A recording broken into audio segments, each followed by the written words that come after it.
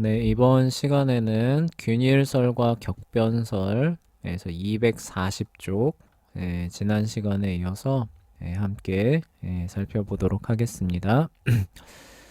서론이에요.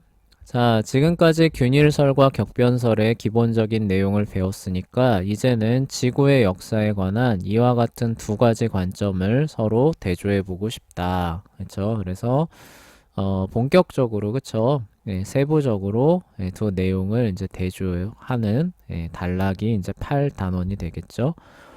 이런 대조는 굉장히 흥미진진할 것이다. 왜냐하면 이 두 가지 가설이 과거에 무슨 일이 벌어졌는지에 대해 얼마나 급격하게 다른 관점으로 치닫게 되는지를 보여주기 때문이다. 바라건대 나는 가능하면 최대한 균형을 유지하려고 노력하겠지만 모든 과학자들이 한쪽으로 치우쳐 있다는 사실을 기억하기 바란다. 그러므로 나 역시도 분명히 어느 쪽으로든 치우쳐 있을 것이다. 내가 갖고 있는 과학적인 견해에 따르면 각종 자료들은 격변설을 지지하는 쪽으로 심각하게 기울어져 있다. 그런 까닭에 내 설명도 역시 그렇게 될 것이 확실하다고 생각한다. 이 과정을 공부하면서 이런 점을 항상 기억해 주기 바란다. 네, 그래요. 비실험 과학이죠. 비실험 과학의 영역에서 주의해야 될 부분들을 이제 서론으로 간략하게 얘기하고 균일설의 원리들을 본격적으로 이제 다룹니다. 그래서 균일설과 지질학적 기록이에요. 지질학적인 기록에서 우리가 관찰하는 지층에 관하여 균일론자들이 무엇을 믿는지 기억하기 바란다. 가장 중요한 게 뭐냐?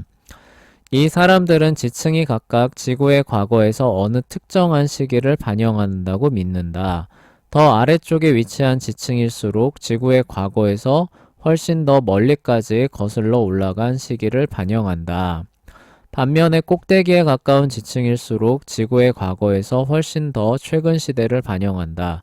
그러니까 균일설에 기초한 관점에 따르면 어느 지층이 어느 시기를 반영하는지 아는 게 굉장히 중요한 문제일 것이다. 이게 무슨 얘기냐면요. 이런 얘기죠. 균일론자들은 기본적으로 지층이 이렇게 한 번에 하나씩 쌓인다는 거죠. 그쵸? 자, 요렇게 쌓인다는 겁니다. 지금 이렇게 하나, 1, 2, 3, 4인데, 자, 이 네 개의 지층이 균일설에 따르면 한 번에 생기는 일은 없는 거죠. 그쵸? 그리고 아래서부터 쌓이는 겁니다. 지층이 위에서부터 이런 식으로 이렇게 쌓이는 일도 없다는 거예요. 그쵸?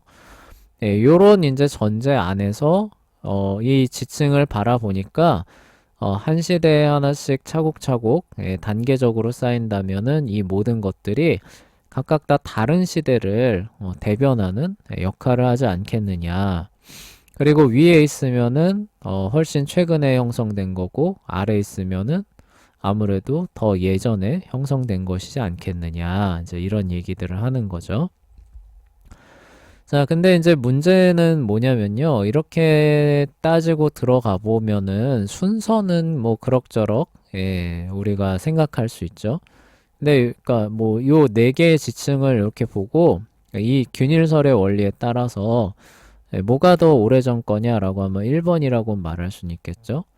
근데 이 1번이 언제, 지금으로부터 몇 년 전에 형성된 것이냐라는 그런 부분들은 이 지층 그 자체에서 말할 수 있을까요, 없을까요? 요게 없겠죠. 그쵸? 그래서 요런 부분들에 대해서 요거를 이제 보강해주는 다른 원리들이 있습니다. 그 원리들을 이제 여기서 설명을 하게 될 거예요. 그렇다면 균일론자들은 이것을 어떻게 알아내는가? 그래서 이것이 이제 말했던 그 부분입니다. 우리가 깨달아야 할 첫 번째 사실은 퇴적암이 모든 시대에 걸쳐 지구상의 모든 지역에서 형성되었다고 균일론자들은 믿지 않는다는 것이다. 무엇보다도 퇴적암을 형성하기 위해서는 퇴적물이 쌓여야 한다.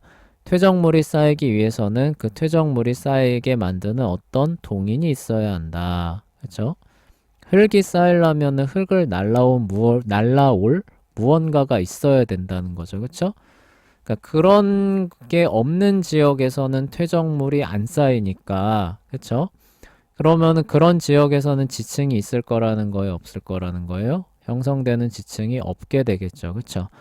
그러니까 어느 지역에서는 지층이 형성이 되고 있는데 어느 지역에서는 지층이 형성이 안 되는 거죠, 그쵸?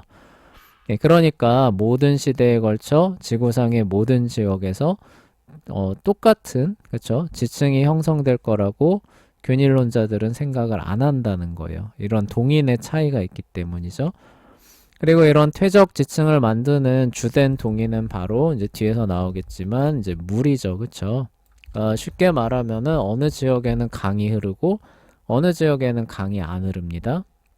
어느 지역에는 바다가 있고 어느 지역에는 바다가 없어요. 그러면은 지층이 만들어지는 지역은 어디라는 거예요? 강이 흐르는 지역, 바다가 있는 지역, 이런 데서는 지층이 만들어지겠지만 그렇지 않은 지역에서는 안 만들어지고 있죠. 그쵸? 네, 그래서 예를 들어서 A라는 지역에 한때 여기가 바다에 잠겼다고 해봅시다. 네, 그러면 그 밑에 이제 이렇게 지층이 형성되고 있었을 거예요. 그쵸? 네, B라는 지역은 그 물 강도 안 흐르고 바다도 없어요. 그럼 이대로 가만히 있겠죠. 그쵸? 근데 시간이 지나면서 이제 이게 역전이 됩니다. 해수면이 내려가는 거예요. 그래서 이제 요게 요렇게 이제 나오고 마침 이쪽으로 이제 강이 흘러가가지고 여기 또 이렇게 지층이 형성이 이렇게 됐던 겁니다. 이렇게 되면은 이제 뭐예요? 나중에 이제 봤을 때, 그러면은 이 A하고 B하고 이게 똑같은 지층이냐? 라고 하면은 그렇다는 거예요? 아니라는 거예요? 아니라는 거죠. 그쵸? 겉보기에는 뭐 다를 게 있나 싶지만 실제로는 전혀 다른 시대에 쌓인 그런 지층이 되는 거잖아요. 그래서 이런 것들을 이제 알아낼 수 있는 어떤 다른 메커니즘이 필요하다. 균일설에서는 이제 그 얘기를 할 겁니다. 그러니까 어떤 지역에서 퇴적암이 형성되기 위해서는 퇴적물이 쌓이게 만드는 물이나 그 퇴적물 주변에 적절한 바람이 불어야 한다. 하지만 그러한 조건은 모든 시대에 지구상의 모든 지역에서 형성되지는 않는다. 그렇죠. 그래서 어떤 지역에서는 해당 시대에 대한 지층이 발견이 안 될 수도 있고 다른 지역에서는 발견이 또 될 수도 있고 이런 차원에서 접근을 한다는 거예요. 그러므로 지구상의 어느 특정한 지역에서 발견한 암석층을 살펴볼 때 균일론자들은 지구의 과거에서 각 시대에 해당하는 암석층을 모두 발견하리라고 기대하지 않는다. 그 자리에서 뭐예요? 지금 지구가 지금까지 존속하면서 형성된 모든 지층을 이 자리에서 그 땅 파고 들어가도 다 발견하고 저기 저 뭐 미국에 가서 땅 파고 들어가도 다 발견하고 이렇게 기대 안 한다는 거죠. 그쵸?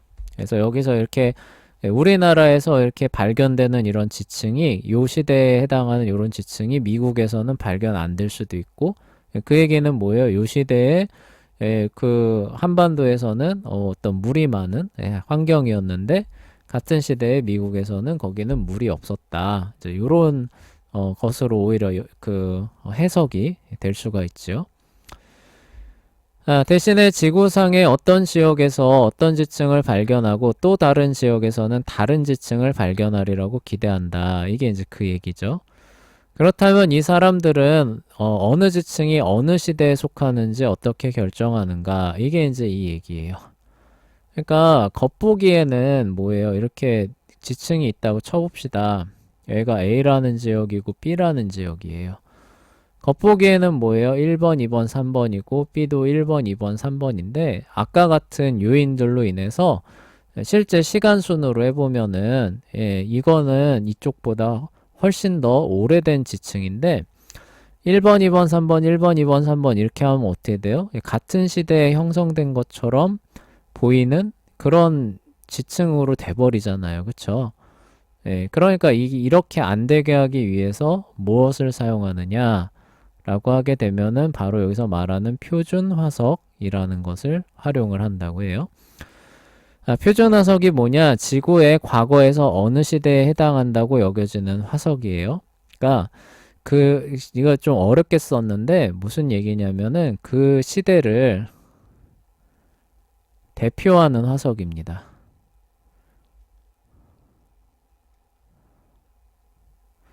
그리고 요거를 좀 더 이해하기 쉽게 얘기를 해봅시다.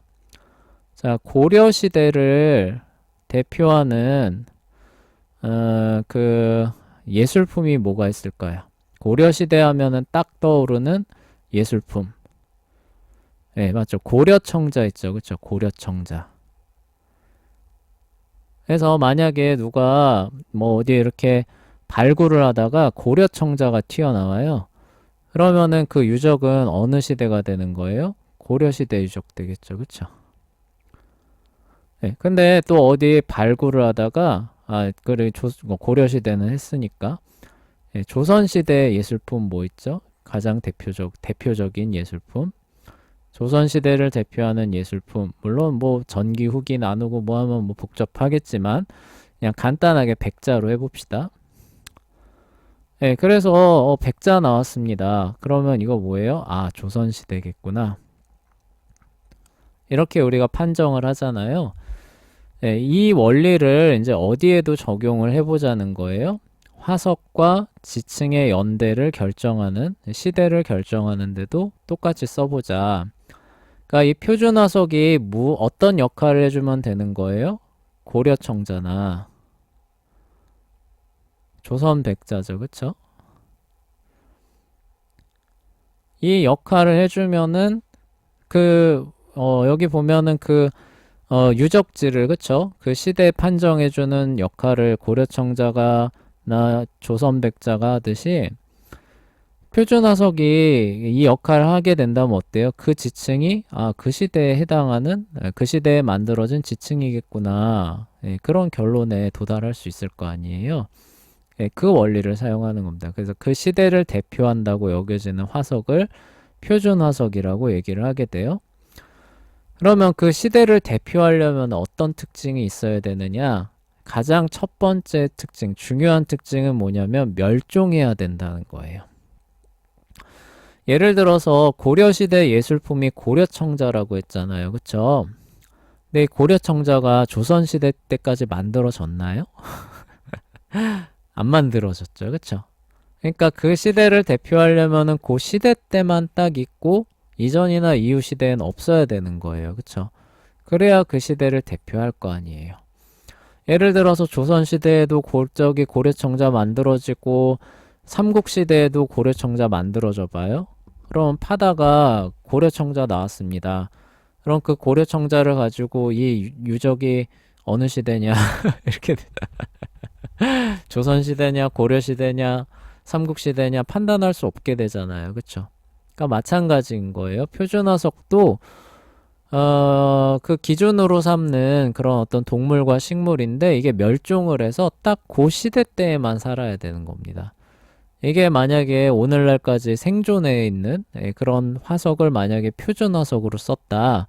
그럼 어떤 일이 벌어지는 거예요? 아까 얘기했던 파봤는데 고려청자 나왔어. 그렇게 이게 고려청자를 보고 그러면 이게 뭐야? 삼국시대야, 고려시대야, 조선시대야?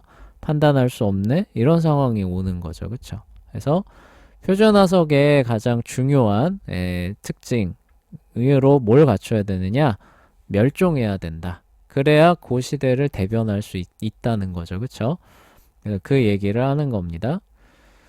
자, 균일론자들은 각 암석층이 특정한 시대를 대표한다고 믿기 때문에 그 지층에 속한 화석들은 그 시대 동안에 살았던 식물과 동물의 화석이다. 그쵸? 그러니까 그 시대에, 그쵸?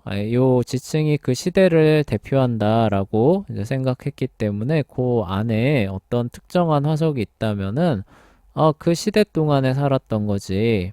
그러니까 아까 말했던 것처럼 이게 한 번에 쭉 만들어진다. 그러면은 뭐 전혀 다른 시대에 살았던 식물과 동물도 이 지층에 포함될 수 있는 거잖아요. 그쵸? 그런데 그런 부분들을 어쨌든 균일설에서는 배제하는 거죠. 그렇기 때문에 거기에 들어가 있으면 그 시대와 일치하는 거야. 이게 빗나가는 경우는 없어. 그렇게 이제 생각하기 때문에 이제 그런 판단을 진행한다. 이제 그 얘기예요. 그러니까 이렇게 되려면 아까 말했던 것처럼 이 멸종하는 게 중요한 거예요. 예를 들어서 여기 그 고려 청자라고 하는 거는 요 시대에 맞게 요 그 안에 딱 들어가잖아. 이렇게 되잖아요. 그쵸? 근데 이게 이후에도 쭉 만들어졌으면은 그게 아니라 요 시대에만 들어가는 게 아니라 여기저기 여기저기 여기저기 이렇게 되니까 그쵸? 오히려 연결이 안 되죠. 그쵸? 그 시대로. 뭐 별짝 약간 결이 다르긴 한데 하여간 연관이 아주 없지는 않습니다. 자, 만약 여러분이 한 암석층에서는 어떤 화석을 발견했는데 다른 암석층에서는 발견하지 못한다면 바로 그 화석은 바로 그 암석층과 관련되어 있을 수 있으며, 그쵸? 그러니까 왜 발견 못하느냐? 그 시대를 대변하기 때문에. 근데 이후에 멸종한 거예요? 그러면 이후에 암석층에선 나올까요? 안 나올까요? 안 나오는 거죠. 그쵸? 결국 지구의 과거는 바로 그 시대와 관련되어 있을 것이다. 결국 균일설을 지지하는 지질학자들에게는 지구의 과거에 어떤 특정한 시대를 표시한다고 생각하는 어떤 특정한 표준화석이 있다. 그래서 이제 이러한 지질학자 과학자들이 이 표준화석을 이제 어느 정도 목록화해서 활용을 합니다. 만약 한 고생물학자가 어느 특정한 암석층에서 표준화석을 발견한다면 이게 뭐예요? 그러니까 고려청자 나온 거예요. 그것은 다른 지질학자들에게 그 암석층이 대표하는 특정한 시대를 말해주게 되죠. 그쵸? 균일설에서는. 자, 이것은 상당히 어려운 개념이기 때문에 제대로 이해할 수 없더라도 그다지 염려하지 말기를 바란다. 내가 무슨 뜻으로 말하는지 알 수 있도록 간단한 실험을 진행해 보자. 그래서 이해하기가 좀 어려울 테니까 실험을 하면서 이거를 좀 이해를 해 보세요. 그래서 이제 그 카드를 좀 이용하자입니다. 그래서 18장을 이제 준비를 하는데 3개의 군집으로 이렇게 해서 한 장씩 한 장씩 해서 6장을 이렇게 차곡차곡 쌓아 달래요. 이런 식으로 곱하기 6 한 겁니다. 이렇게 뭐 6장을 다 그릴 필요까지는 없겠죠. 근데 이게 이제 위쪽으로 폭에서 쭉 쌓은 거예요. 자, 그리고 이제 상징이 사용이 돼요. 그래서 가장 밑에는 어떤 그림이 그려져 있는 카드냐, 뭐 바깥쪽엔 안 보이고 아래쪽에 보이는 거예요. 아래쪽에 처음에 가장 아래쪽에는 별이 있는 거예요. 그래서 별을 1번으로 놓을게요. 그리고 이제 두 번째는 그러니까 카드가 있으면 이제 이런 식이에요. 카드 별 1번. 그다음 뭐예요? 원. 두 번째. 요게 이제 별 카드 위에 올라가 있는 거죠. 세 번째는 뭐예요? 네모. 이거 좀 지울게요. 지우고 옆으로 옮겨 봅시다. 자, 여기 이렇게 묶음 무더기로 돼 있고 그 다음 뭐예요? 세모 네 번째. 그 다음 뭐예요? 직선 다섯 번째. 그리고 뭐예요? 가위표 여섯 번째. 이렇게 해서 카드 6개를 쭉 쌓아 놓은 거죠. 근데 이런 배열을 똑같이 해 놓은 거를 어떻게 해요? 이렇게 3개로 해보자는 거죠. 자, 그리고 이제 어떻게 하느냐? 여기서 이제 각각 2개씩을 빼는 건데 똑같은 걸 빼면은 의미 없겠죠. 그쵸? 똑같은 걸 다 빼면은 이 실험을 하는 의미가 없어요. 자, 그래서 첫 번째에서는 우리 뭘 빼볼까 하면은 1번하고 6번, 즉 별하고 X표를 빼봅시다. 그러면은 첫 번째 무더기는 어떻게 돼요? 그 동그라미, 네모, 세모, 직선 요렇게 된 무더기가 남겠죠. 그쵸? 두 번째는 우리 네모 세 번째죠. 네모하고 세모를 빼봅시다. 자, 그러면 두 번째는 어떻게 되겠어요? 별, 그 다음에 동그라미, 그 다음에 뭐예요? 직선, 그 다음에 가위표죠. 그쵸? 요렇게 되겠죠? 그리고 이제 안 뺀 거 뭔가요? 두 번째 거하고 다섯 번째네요. 그쵸? 동그라미하고 요거 네모인데 왜 이렇게 됐죠? 네, 동그라미하고 자, 그 다음에 직선이죠. 그쵸? 자, 그러면 어떻게 돼요? 자, 처음에는 별이고 그 다음 빼고 그 다음 네모죠. 그 다음 뭐예요? 세모죠. 그 다음 직선. 네, 요렇게 이제 카드가 이제 구성이 되겠죠. 그쵸? 네, 좀 헷갈리네요. 그쵸? 요렇게 이제 세 개의 무더기가 있을 겁니다. 근데 요 구성을 보여주지 않는 거예요. 요거는 이제 비밀입니다. 비밀인 상태에서 자, 요거를 보여주고 이 전체에 아까 말했던 그 순서를 네가 복원할 수 있겠느냐. 이 원리는 알려주는 거죠. 이게 원래가 다 똑같다. 그리고 하나씩 쌓여 있고 동일한 그런 어떤 문양들을 사용한다. 이렇게 되면 이거 복원할 수 있겠느냐. 이제 이렇게 물어보면은 할 수 있을까요? 없을까요? 네, 이게 가능합니다. 네, 왜 그러냐면요. 여기 그 연결되는 부분 있잖아요. 이걸 연결해서 생각해 보면 나와요. 자, 가장 위에 있는 거부터 볼게요. 가장 위에 있는 거 보면은 직선, 직선, X표죠. 그쵸? 네, 근데 직선 위에 X표가 있으니까 뭐예요? X표가 가장 위에 있다는 거고 밑에 직선이 있다는 거죠. 그쵸? 네, 그리고 직선 밑에 뭐가 있어요? 동그라미가 있고 직선 밑에 세모가 있네요. 직선 밑에 세모 있죠. 그쵸? 네, 그러니까 여기서 의미하는 바는 뭐예요? 직선 밑에 동그라미가 아니라 세모가 와야 된다는 거죠. 그쵸? 여기에 빠졌다는 얘기죠. 뭔가가 카드가. 자, 그럼 세모 밑에는 뭐가 있느냐? 근데 여기는 세모가 없으니까 이제 젖혀놓고 여기로 가야겠죠? 두 개가 똑같네요. 네모로 똑같으니까 네모로 복원이 되겠죠. 그쵸? 네모 밑에 뭐가 있느냐? 동그라미가 있네요. 네모 밑에 별이 있네요.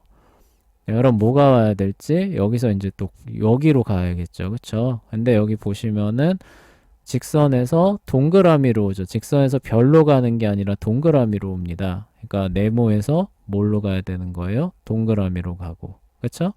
가장 밑에는 묘예요? 별이겠죠. 그쵸? 그래서 1, 2, 3, 4, 5, 6이 되는데 여기 보시면 별, 원, 네모, 세모, 직선, 가위의 순서대로 애초에 배열해 놓은 걸 볼 수 있죠. 그쵸? 예, 이런 식으로, 그쵸?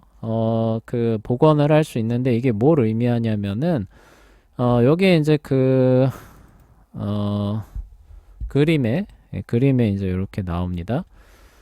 지구상의 여러 지역에 나타나는 지질학적인 기록이라고 해서 나오죠. 그래서 화성암 지역이 있는데 퇴적암이 쌓이는 겁니다. 네, 여기 보시면은 여기도 4개, 여긴 4개, 여긴 5개, 여긴 3개잖아요. 네, 얼핏 보면 어때요? 아, 이게 뭐 가장 뭐 위에 있는 게 맞는 거고 뭐 이제 이런 식이 되는 거예요. 네, 아까 사용했던 그런 원리들을 사용을 해서 지층을 이제 순서를 이렇게 정해 주는 겁니다. 그러니까 이 얘기는 뭐예요?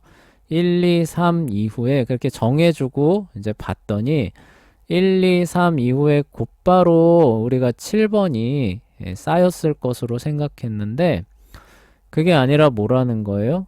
그 중간 기간에 여기에 이제 물이 쌓일 만한 동인이 있었다는 거예요, 없었다는 거예요? 한동안, 그쵸? 물과 같은 동인이 없는 상황에 다른 지역에는 어땠다는 거예요? 물이 흘러가고 있었다는 거죠. 그쵸? 그래서 4번, 5번과 6번을 만들고 있는 이런 상황이 조성이 됐었다는 거죠. 그쵸? 이게 이제 이 얘기가 되는 거예요. 그리고 7번은 다 존재하잖아요. 그 얘기는 뭐예요? 그 이후에 시간이 흘러서 A하고 B하고 C 지역에 동시에 뭐가 흘러갔다? 이만큼을 커버하는 물이 흘러가서 동일하게 지층이 형성됐다. 이 얘기를 하는 겁니다. 그러면은 요 연결고리 역할을 하는 게 뭐냐라고 했을 때 이게 바로 표준 화석이라는 거예요. 고려청자 역할을 하는 거죠. 그러니까 어떤 화석이 있는데 그 화석은 고시대에만 산 거예요. 그러니까 그 화석이 나오는 지층은 뭐예요? 그 시대가 되는 거죠. 예, 그래서 그 시대에 맞게 이렇게 연결을 해줘가지고 뭐가 가장 먼저 만들어진 지층인지 아닌지를 이렇게 판단을 해보는 겁니다. 그래서 그냥 얼핏 보면은 그냥 다 뭐 비슷비슷하겠지라고 생각했는데 뭐의 표준 화석을 통해서 보니까 여기 스마일 웃는 애는 공통적이니까 예, 가장 최근의 지층은 7번 예, 동일하다. 그 밑에 있는 거를 보면은 근데 만약에 그런 어떤 결손이 없다면 똑같이 나와야 되는데 어때요? 다 다르게 나오죠. 그쵸? 그러니까 3번이 7번의 다음인가 X 5번이 다음인가 6, 직선이 다음인가 이제 지금은 결정 못하죠. 그쵸? 근데 그 다음으로 넘어가 보면 결정이 됩니다. 예, X가 나오잖아요. 그쵸? 예, 그러니까 7번 다음은 뭐예요? 직선이었단 얘기죠. 근데 직선이라고 하는 애가 지금 빠져 있다는 얘기가 되는 거죠. 그쵸? 그래서 7번, 6번, 5번이 되는 거예요. 그쵸? 자, 그리고 이제 X 다음에 세모 나오잖아요. 그쵸? 예, 근데 이 세모도 안 보여요. 그쵸? 근데 밑에 마침 어때요? 네모가 보이네요. 그쵸? 네모와 네모를 연결해 주니까 7번 다음에 원래 5번하고 4번 또 오고 6번도 와야 되는데 이때 물이 안 흐르든가 해가지고 형성이 안 된 거구나 라고 우리가 판단이 되는 거죠. 자, 그리고 어때요? 2번 똑같이 연결되죠? 근데 요것만 봤을 때는 이게 처음에 형성됐을 것 같은데 처음 지층이 형성됐었을 땐 어때요? 1번 지역에서만 사실 물이 있었고 그 다음 확장을 하는 그렇죠? 2번 시대 때 확장을 해서 요만큼 흘러간 거죠. 이게 이제 유지가 된 거예요. 3번까지 되고 근데 이때 갑자기 A 지역에 이제 물이 안 흐른 거죠. 그래서 갑자기 B 지역에만 지층이 이렇게 생겨났죠. 그쵸? 근데 4번이 생겨나고 난 이후에 뭐 강이 뭐 이렇게 뭐 저기 어 지류를 뻗쳤는지 5번 지역까지 확대가 됐고 근데 이게 또 말랐나 봐요. 그래서 6번은 또 여기만 이렇게 형성이 된 거죠. 없어지고. 근데 이제 갑자기 어떻게 돼요? 갑자기 이제 그 이만큼을 다 커버하는 네, 그런 어떤 물줄기가 돼서 이렇게 7번이 형성이 된 거죠. 네. 근데 이렇게 이제 발견이 되는 건데 이거를 네, 가상의 한 자리에 이제 그 순차적으로 놓으면은 이제 이렇게 돼가지고 이렇게 된다는 거예요. 7칸을 나눠 놓는 거죠. 실제 이런 지층은 못 발견해요. 1, 2, 3, 4, 5, 6, 7 해서 이게 다 나오는 지층이 있느냐? 별, 동그라미, 네모, 세모, 그다음 뭐예요? 가위표, 직선, 스마일. 요런 지층이 있느냐? 지구상 어느 곳이든 없죠. 그쵸? 아까 말했던 동인이 각각 다 다르기 때문에 요런 건 발견되지는 않지만 그럼에도 이런 식으로 지층이 시간의 순서로 지층이 만들어졌다라고 이런 표준 화석을 사용해서 이런 게 추론하는 게 가능한 거죠. 네, 그게 바로 이제 균일설에서 바라보는 네, 지층의 기록이 되는 겁니다. 지질 기록이 되는 거죠. 네, 여기서 이제 말씀드렸던 부분에서 이제 균일설을 이제 위협하는 요인이 이제 몇 가지가 있는데 첫 번째가 바로 이 표준 화석을 활용한다라는 이 부분이에요. 표준 화석에서 꼭 요구되는 조건 중에 하나가 멸종이라 그랬잖아요. 멸종. 근데 어떤 개체가 멸종했느냐 아니냐를 판단하는 게 이게 이렇게 말처럼 쉬운 일이 아니에요. 그래서 이제 뒤에도 나오지만 멸종한 줄 알았는데 나중에 봤더니 아프리카에서는 막 흔하게 잡히는 그런 개체였던 거로 밝혀져요. 그래서 그 별명이 뭐로 붙느냐? 물고기인데 살아있는 화석이다. 예, 이런 식으로 별명이 붙을 정도로 많아진 그런 물고기도 나오거든요. 근데 만약에 이 물고기를 표준화석으로 사용을 해서 이게 밝혀지기 전에 언제 멸종한 거다. 그러니까 이 시대에 사용할 수 있는 표준화석이다. 라고 해서 이렇게 쫙 순서도를 구성해 놨는데 나중에 아이고 이게 알아봤더니 살아있는 화석이었네. 그러니까 뭐예요? 고려 청자가 고려 시대를 대표하는 줄 알았더니 조선 시대에도 만들어지고 삼국 시대에도 폭넓게 만들어지고 이런 거예요. 그래서 그럼 그 유적을 우리가 고려 시대라고 판단해 놨던 이 유적 어느 시대지? 이렇게 되잖아요. 그렇죠? 그러니까 이 순서가 이게 다 흐트러질 수 있다는 거예요. 멸종해야만 하는데 이게 나중에 멸종 안, 표준화석으로 해놓고 해서 활용을 해놨는데 멸종 안 한 것으로 밝혀지게 되면은 이게 위협을 받는다는 거죠.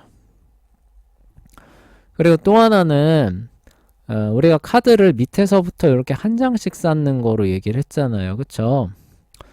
실제적으로 보면은 그렇습니다. 그래서 뭐 이렇게 보면은 카드를 뭐 이렇게 쌓아봐라 라고 하면은 밑에서부터 한 장씩 이렇게 쌓잖아요. 그쵸? 네, 대부분 그래요. 네, 근데 어떤 사람은 한 장씩 안 하고 두 장씩 쌓을 수도 있고, 세 장 할 수도 있고, 그냥 한 번에 6장 해가지고 훅 놓을 수도 있는 거잖아요. 그쵸? 만약에 여기 이 지층이 시대마다 하나하나씩 쌓이는 게 아니라, 한 번에 쌓였다면 그럼 어떻게 할 거예요? 이런 식으로 순서 매기는 게 의미가 있을까요? 없을까요? 이거 다 같은 시대일 거 아니에요. 그게 이제 아까 말했던 그런 맹점이라고 해요. 약점. 약점. 그러니까 어쩔 수 없이 지닐 수밖에 없는 그런 약점이 되는 거예요. 그리고 또 하나는 반대로 우리가 카드를 쌓는 게 밑에서부터 쌓는 것도 있지만 어떤 사람이 카드를 손에 쥐고 그러니까 예를 들어서 손이 이렇게 있으면은 손에다가 이렇게 쥐는 거예요, 카드를. 그리고 오히려 이렇게 아래서부터 쌓는 게 아니라 위에다가 갖다 붙이는 형태로 이렇게 붙여서 6개를 만든 다음에 바닥에다가 내려놓은 겁니다. 그러면은 이거 어떻게 되는 거예요? 시대가 위로 올수록 더 오래된 거잖아요. 그쵸? 아래로 갈수록 어떻게 된 거예요? 더 최근 거죠. 그쵸? 더 최근의 지층이 되는 거죠. 그쵸? 그러니까 이런 식의 활동들이 일단은 없다고 가정을 하는 거예요. 그러니까 잘 발견은 사실 안 돼. 예를 들어서 카드 쌓아봐라라고 했을 때 누가 이렇게 거꾸로 쌓겠어요. 그죠? 6장 쌓아봐라 하니까 6장 쑥 뽑아가지고 딱 놓는 애가 얼마나 되겠어요. 그쵸? 예, 그리고 멸종한 애들 중에 진짜 네가 찾아서 살아있는 걸로 가져와봐라 라고 했을 때 그 쉽게 못 가져오겠죠. 그쵸? 예, 그러니까 일단 맞는 것으로 가정하고 출발은 하지만 이런 게 나오지 말라는 법은 없잖아요. 그쵸? 예, 이게 참 이해할 수 없는데 어떤 애가 갑자기 6장 훅 집어들 수도 있는 거고. 그쵸? 예, 멸종한 줄 알았는데 저쪽 거기 아프리카 쪽에 밀림 가보니까 막 너무 흔해요. 막 뭐 거기 주식이야, 주식. 예, 우리가 발견을 못한 걸 뿐이야. 이러면 어떻게 할 거예요? 예, 그러니까 그런 부분에 있어서는 뭐라고 해야 되나 약점을 지닐 수밖에 없는 그런 그 이론이 이제 균일설이 되는 거예요. 그래서 이제 오늘은 이제 요 원리입니다. 그래서 균일설이 그 지층의 시대를 이제 순서죠. 순서를 정해주는 이제 그런 원리들을 기본적으로 이렇게 이제 살펴봤고 오늘 설명한 내용들 이제 책 읽으면서 빠르게 정리해 볼게요.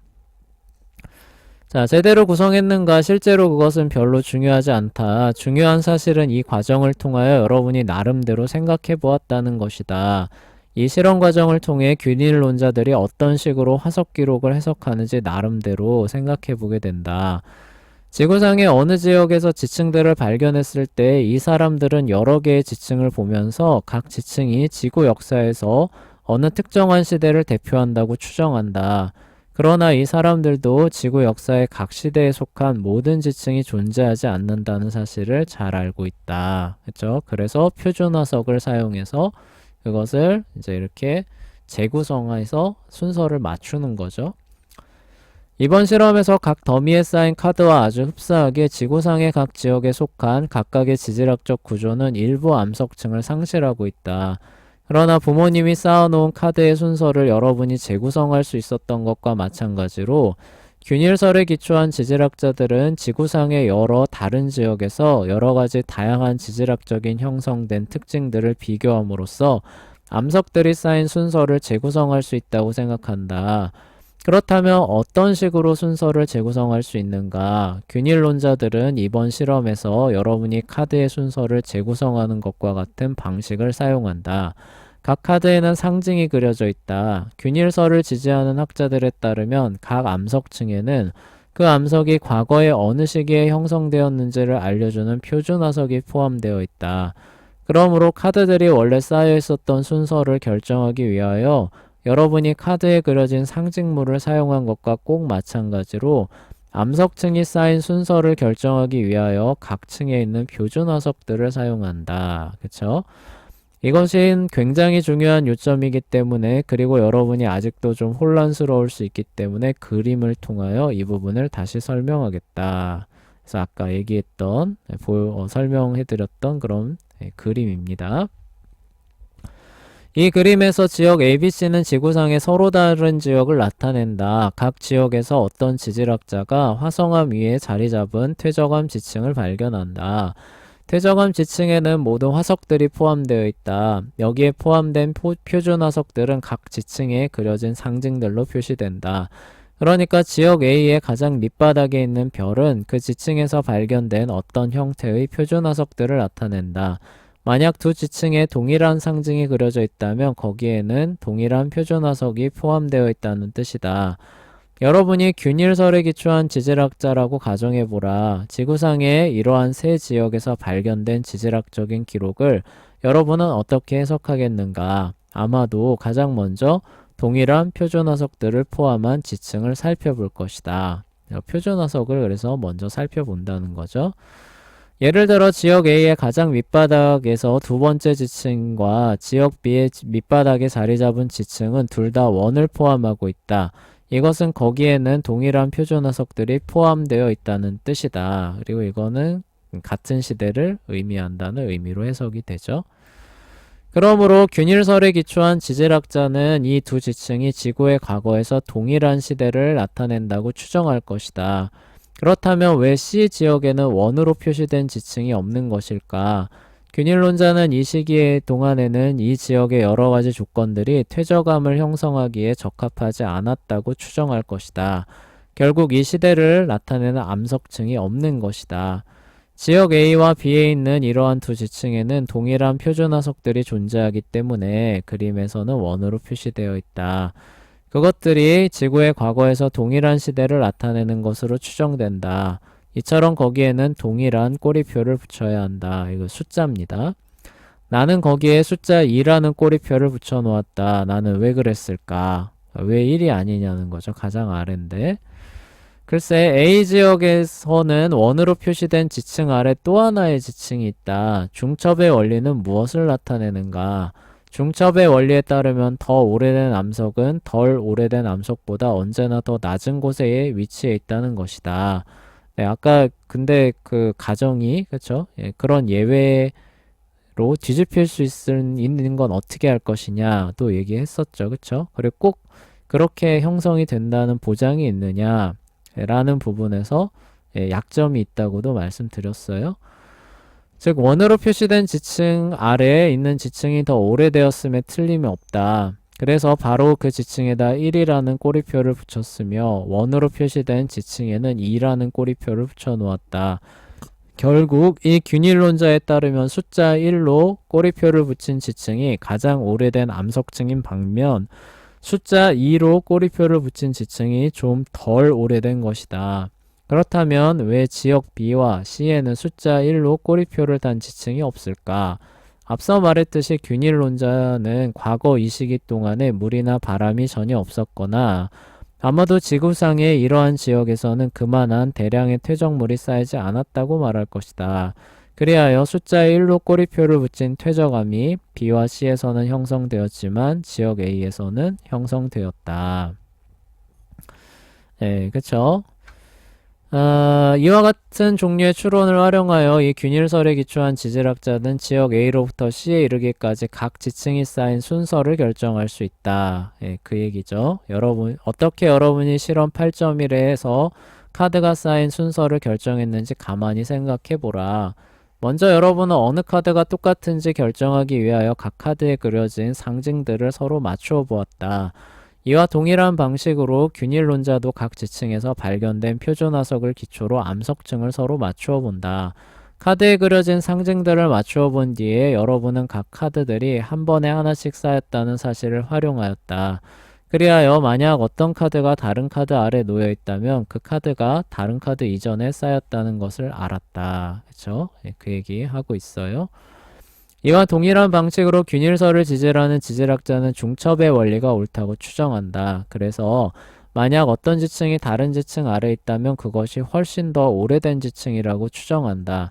결국 균일론 지질학자는 그림 8.1에 있는 모든 지층들이 쌓인 순서를 결정하기 위하여 이전 실험에서 여러분이 사용한 것과 같은 추론 방법을 사용할 수 있다. 그렇죠? 그 순서 복원하는 거죠. 각 지층마다 존재하는 표준화석들을 서로 맞추어 봄으로써 이 지질학자는 지구상의 각 지역에서 어느 지층이 지구상의 다른 지역에 있는 어떤 특정한 지층과 동일한 시대를 나타내는지 확인할 수 있다고 추정한다. 예를 들어 이 그림에서 각 지역의 맨 꼭대기에 위치한 지층은 동일한 표준화석을 포함하고 있다. 웃는 얼굴이죠. 그러므로 이것들은 모두 지구의 과거에서 동일한 시대를 나타낸다. 또한 지질학자들은 어느 지층이 가장 먼저 쌓였는지 또는 어느 지층이 두 번째로 쌓였는지 등을 결정하기 위하여 중첩의 원리를 사용한다. 그죠? 중첩의 원리하고 표준화석을 사용한다는 거예요. 다시 한번 그림 8.1에서 가장 꼭대기에 있는 지층에 대하여 곰곰이 생각해보라. 이 지층은 지구상의 각 지역에서 맨 꼭대기에 위치했기 때문에 이것은 가장 최근 시대를 나타내는 것임에 틀림이 없다. 이와 같은 추론 방식을 활용하여 균일론자는 지층이 쌓인 시기를 기준으로 각 지층의 순서를 결정할 수 있다. 그게 바로 그림 8.1에서 각 숫자들이 나타내는 의미다. 낮은 숫자로 표시된 지층이 먼저 쌓였으며 이어서 큰 숫자로 표시된 지층이 나중에 쌓였다. 만약 어느 특정한 숫자가 어떤 지역에는 나타나지 않는다면 그것은 단순히 지구의 과거에서 그 특정한 시대의 지구상의 그 지역에서 퇴적암이 형성되기 위한 조건이 형성되지 않았다는 뜻이다. 점선들은 지구상의 한 지역에 존재하는 지층들을 다른 지역에 해당하는 지층들과 연결시켜준다. 만약 그러한 지층들이 존재한다면 말이다. 그쵸? 자, 그래요. 오늘은 여기까지 하고요. 다음 시간에 이런 원리를 따라서 이제 지구 전체의 지층을 재구성한 그 내용이 있는데 거기 또 이어서 설명하도록 하겠습니다.